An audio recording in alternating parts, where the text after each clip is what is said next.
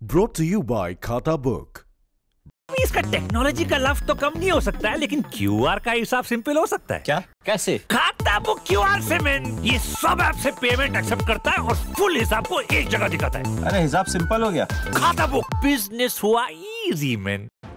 जम्मू कश्मीर में digital SIM card सुरक्षा एजेंसियों के लिए नया सिरदर्द बनते जा रहे हैं, क्योंकि घाटी में आतंकी संगठन अपने पाकिस्तानी अकाउंट से संपर्क के लिए इनका इस्तेमाल कर रहे हैं। इससे आतंकियों को ट्रैक कर पाने में सुरक्षा बलों और एजेंसियों को काफी मुश्किल हो रही है। इस नई तकनीक के इस्तेमाल की जानकारी साल 2019 में तब सामने आई जब अमेरिका से रिक्वेस्ट किया गया कि वो पुलवामा आतंकी हमले के जैश मोहम्मद के आत्मघाती हमलावर द्वारा इस्तेमाल किए गए ई सिम की पूरी डिटेल सर्विस प्रोवाइडर से मांगे। इसी आतंकी हमले में सीआरपीएफ के 40 जवान शहीद हो गए थे।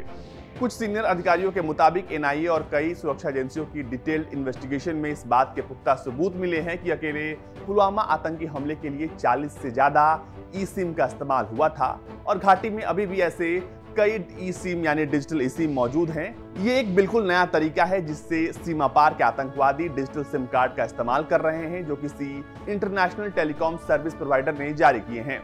इस तकनीक में कंप्यूटर पर एक टेलीफोन नंबर बनाया जाता है और यूजर सर्विस प्रोवाइडर का एक ऐप अपने स्मार्टफोन में डाउनलोड कर लेता है।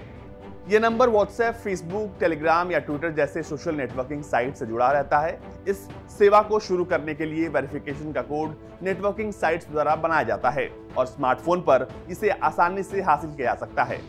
अधिकारियों ने कहा कि इस्तेमाल किए जाने वाले नंबर में देश का कोड या mobile station international subscriber directory यानी MSISDN नंबर पहले जुड़ा होता है।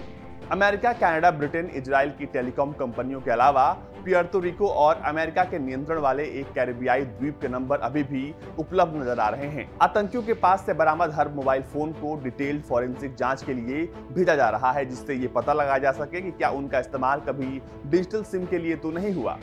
डिजिटल सिम कार्ड की खरीद में जाली पहचान का इस्तेमाल करने का जोखिम भी काफी ज्यादा होता है। अब इस सरदर्द बने ई सिम के बारे में थोड़ी बात कर लेते हैं कि आखिर ये है क्या।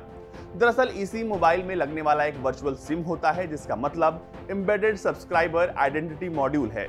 ई सिम को फोन में लगाने की जरूरत नहीं पड़ती है। ई सिम के जरिए आप फिजिकल सिम के सभी सर्विस का फायदा बिना सिम लगाए उठा सकते हैं। ये एक तरह का चिप होता है जो सिम कार्ड के जैसे ही काम करता है। ई सिम फोन में या किसी डिवाइस में पहले से ही इंस्टॉल्ड रहते हैं, मतलब ई सिम को आप कभी निकाल नहीं सकते। साथ ही आप इसे किसी डिवाइस में नहीं लगा सकते। मौजूदा वक्त में देश की 3 बड़ी टेलीकॉम कंपनियां रिलायंस, जियो, एयरटेल और वोडाफोन आइडिया ई सिम की सेवा देती हैं। वोडाफोन ने हाल ही में अपनी सर्विस शुरू की है, वहीं ये ई सिम फिलहाल प्रीमियम स्मार्टफोन पर ही काम करती है। ऐसे किसी माध्यम से कॉल, मैसेज से लेकर किसी तरह के कन्वर्सेशन या संवाद को पकड़ना मुश्किल है और पुलवामा हमले की जांच में खुलासा होने के बाद से घाटी में ऐसी कई वर्चुअल सिम कार्ड्स एक्टिव होने की सूचना है।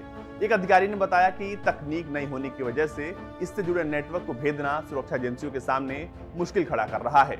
वर्चुअल सिम कार्ड की जारी करने की प्रक्रिया में गड़बड़ी की आशंका भी ज्यादा रहती है, जिससे इसके दुरुपयोग को रोकने के लिए भी काम किया जा रहा है। मुंबई के 26/11 हमलों की जांच के दौरान ये पाया गया कि कॉलफोनेक्स को वेस्टर्न यूनियन मनी ट्रांसफर के जरिए $229 अमेरिकी का भुगतान किया गया, जिससे हमलों के दौरान इस्तेमाल की गई वॉइस ओवर इंटरनेट प्रोटोकॉल को चालू किया गया था। ये रकम रसीद संख्या 836430776160 के जरिए ट्रांसफर की गई थी। ये रकम इटली के ब्रिसेसिया में स्थित मदीना ट्रेडिंग को पीओके में किसी जावेद इकबाल द्वारा भेजे जाने का दावा किया गया था।